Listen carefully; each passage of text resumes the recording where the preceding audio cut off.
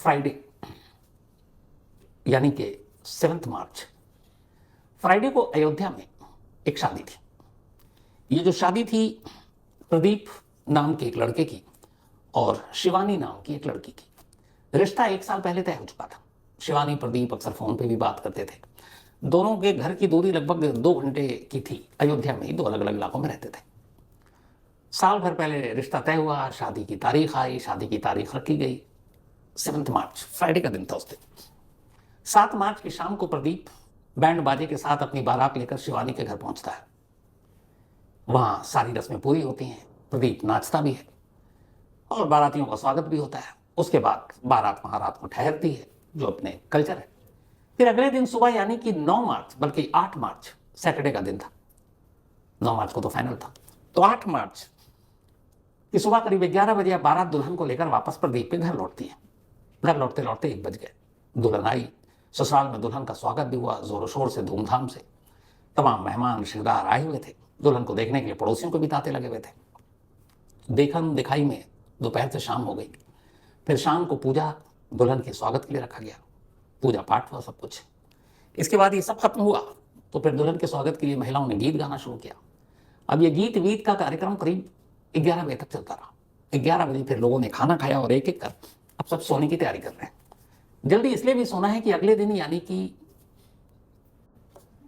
9 मार्च को, 7 मार्च को बारात गई, 8 मार्च को विदाई हुई और 9 मार्च को रिसेप्शन था प्रदीप के तरफ से, प्रदीप के घर के पास एक बैंकेट हॉल में। तो सारे मेहमान 8 मार्च की रात सो गए, 9 मार्च को रिसेप्शन।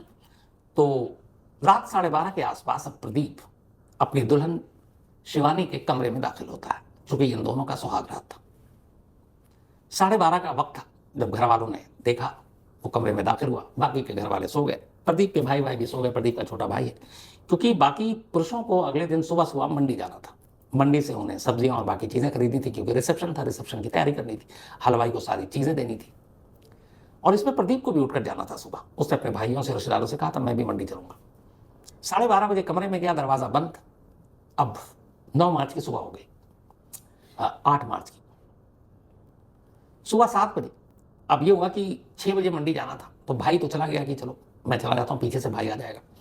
7 बज गया, प्रदीप कमरे से बाहर नहीं आया। अब उसकी बहनों को ये था कि सुबह भाई को जाना है, उन्हें फिक्र हुई। उन्होंने कुंडी खटखटाई, प्रदीप ने दरवाजा नहीं खोला। थोड़ी देर के बाद फिर बहनों ने कुंडी खटखटाई, दरवाजा नहीं खोला। फिर बहनों ने जाकर माँ को कहा कि भाई दरवाजा नहीं खोल रहे। अब चूंकि इधर सुहाग रात है तो बहुत सारे झिझकते हुए भी दरवाजा और कुंडी खटखटा रहे। लेकिन फिर माँ को लगा कि प्रदीप जिम्मेदार है, उसे मंडी जाना है, लेट हो रहा है, अब तो 7 बज गए, उसको उठाना चाहिए। अब माँ दरवाजा पीट रही है, लेकिन प्रदीप खोल नहीं रहा। जब काफी उसने पीट दिया, दरवाजा नहीं खोला, तो पहली बार कुछ अजीब सा लगा कि ये क्या है। फिर बाकी रिश्तेदार तो घर में थे ही, वो भी आ गए। अब सभी ने मिलकर दरवाजा खटखटाना, पीटना शुरू कर दिया, लेकिन अंदर से कोई रिस्पॉन्स नहीं। जब काफी वक्त हो गया तो घर वालों को फिक्र हुई। फिर उन्होंने कहा कुछ गड़बड़ ना हो। फैसला ये हुआ कि अब दरवाजा तोड़ दो। घर वालों की रजामंदी। इसके बाद कुछ पुरुष आगे आए, उन्होंने दरवाजा तोड़ दिया। जैसे ही दरवाजा तोड़कर घर वाले कमरे के अंदर दाखिल हुए, हर एक की चीखें निकल गई। ऊपर फंदे से, पंखे से प्रदीप झूल रहा और उसके ठीक नीचे बेड है। उस बिस्तर पर शिवानी यानी उसकी दुल्हन की लिबास में मुर्दा पड़ी है। चीख पुकार मच गई। कुछ लोगों ने फिर लाश को नीचे उतारा, फौरन भागकर पास के अस्पताल ले गए। डॉक्टरों ने देखा और कहा कि ये दोनों मर चुके हैं। अब जिस घर में जिस दिन रिसेप्शन है, जिस रात दूल्हा दुल्हन कमरे में सुहागरात मनाने गए 12:30 बजे और 7 बजे के आसपास दरवाजा तोड़ा गया, तो इन 5-6 घंटों में उस कमरे में क्या हुआ कि दूल्हा और दुल्हन की लाश पड़ी थी। खैर, जब डॉक्टरों ने कहा कि ये दोनों मर चुके हैं, उसके बाद किसी ने पुलिस को फोन किया, पुलिस पहुंचती है, उसके बाद तफ्तीश शुरू होती है। उधर भाई और रिश्तेदार मंडी में फोन जाता, वो आधी सब्जियां खरीद चुके हैं कि जल्दी घर आओ। भाई को कोई बताता भी नहीं कि सच्चाई क्या है, कि पता नहीं उसे क्या हो। तो बस कहा जाता है इमरजेंसी है, जल्दी आ जाओ। वो भाग कर आता है मंडी छोड़कर। यहाँ 2 लाशें उसका इंतजार कर रही थी, उसके भाई की और नई भाभी की। अब पूरा घर मातम में बदल जाता है, जो घर अब तक शादी की शहनाइयों से गूंज रहा था। पुलिस की टीम आती है, पुलिस तफ्तीश शुरू करती है, बयान लेती है, तो पता चला कि दरवाजा तोड़ा गया था। जो विटनेस थे उन्होंने बताया कि दरवाजे की कुंडी अंदर से बंद थी। तो लोगों के बयान और दरवाजा तोड़ने की कहानी के बाद पुलिस ये मानकर चलती है कि बाहर से कोई अंदर गया नहीं, जो कुछ हुआ अंदर में ही हुआ, यानी 2 लोगों के बीच में, यानी दूल्हा और दुल्हन के बीच में। अब पुलिस इधर पोस्टमार्टम रिपोर्ट का इंतजार कर रही है। इत्तेफाक से पोस्टमार्टम रिपोर्ट आज ही आई। जब पोस्टमार्टम रिपोर्ट आई तो उसमें कहानी कुछ और निकली। पोस्टमार्टम रिपोर्ट के हिसाब से शिवानी को गला घोट कर मारा गया, यानी उसका कत्ल हुआ है। और प्रदीप की मौत हैंगिंग से हुई है, यानी उस घर में एक कत्ल हुआ और एक ने जान दी। अब इसके पीछे की वजह क्या हो सकती है, पुलिस ये जानने की कोशिश करने लगी। उधर हिमानी के घर वालों को भी, माफ कीजिएगा, शिवानी के घर वालों को भी खबर दे दी गई। शिवानी भी पहुंची, उनके घर वाले। अब वो सारी चीज़ें पुलिस पूछताछ कर रही है। पूछताछ में एक चीज़ जो सामने है वो ये कि दोनों ही घर में से किसी को कोई शक नहीं। शिवानी की मां ने कहा कि वो बहुत खुश थी, बहुत अच्छे से विदाई हुई, शादी बहुत अच्छे से हुई। इधर प्रदीप के घर वालों का ये कहना था कि प्रदीप अपनी शादी को लेकर बहुत खुश था। जो वीडियो तस्वीरें सामने आई उसमें ये था कि जब बारात पहुंची वहां तो प्रदीप नाचने वालों में सबसे आगे था। दोनों दूल्हा दुल्हन ने खूब सारी तस्वीरें खिंचाई, दोनों तस्वीरों में खुश नजर आ रहे हैं, वीडियो में खुश नजर आ रहे हैं। 1 साल पहले रिश्ता तय हुआ था, दोनों खूब बातें करते थे, यहाँ तक कि शादी को लेकर दोनों बहुत एक्साइटेड थे। मतलब हर एक, जो भी एक शख्स ऐसा नहीं मिला जो बताया कि दोनों नाखुश थे। जब दुल्हन घर आई तब भी वो बेहद खुश थी, रात 12:30 से पहले तक। तो फिर रात 12:30 बजे कमरे में जाने के बाद ऐसा क्या हुआ कि सुबह उस कमरे से दूल्हा और दुल्हन की लाश मिली। अब पुलिस इसी तफ्तीश में जुट गई, जांच चलती रही, लेकिन ऐसा कोई सुराग, सबूत और मोटिव पुलिस के सामने नहीं था।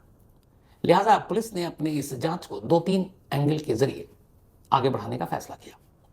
पुलिस के हिसाब से इस पूरी मौत की मिस्ट्री में 2-3 चीजें ही हो सकती हैं। पहली, जिस एंगल से पुलिस जांच कर रही है वो ये कि कुछ तो ऐसा हुआ जिसमें शायद दोनों ने अपनी मर्जी से जान दी। अब मर्जी से जान देने के लिए फिर पोस्टमार्टम रिपोर्ट के हिसाब से शिवानी का गला क्यों घोटा गया, तो पुलिस का कहना है कि शायद इसमें शिवानी ने अपनी रजामंदी दे दी कि ठीक है तुम पहले मुझे मार दो फिर तुम खुद मर जाओ। तो उसी के कहने पर शिवानी का गला घोट दिया प्रदीप ने और फिर खुद मर गया। तो पहला एंगल ये हो सकता है।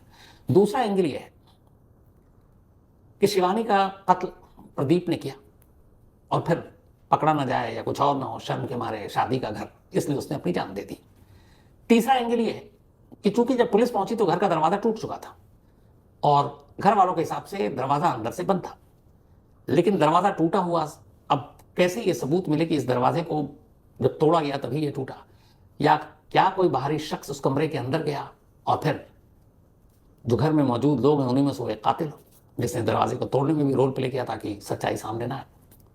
तो ये अलग एंगल है, लेकिन सवाल ये कि मोटिव कहाँ है, क्योंकि हर कत्ल, हर क्राइम का एक मोटिव होता है, इसमें मकसद कहाँ है।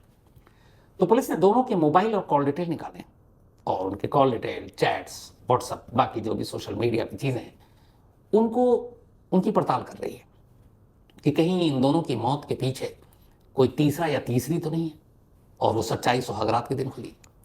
क्योंकि कुछ तो है जो 12:30 से पहले तक हस्बैंड वाइफ खुश, दूल्हा दुल्हन खुश, सुहागरात मनाने कमरे में दाखिल होते हैं, लेकिन अगले 5-6 घंटे बाद पूरी कहानी, पूरी दुनिया पलट जाती है।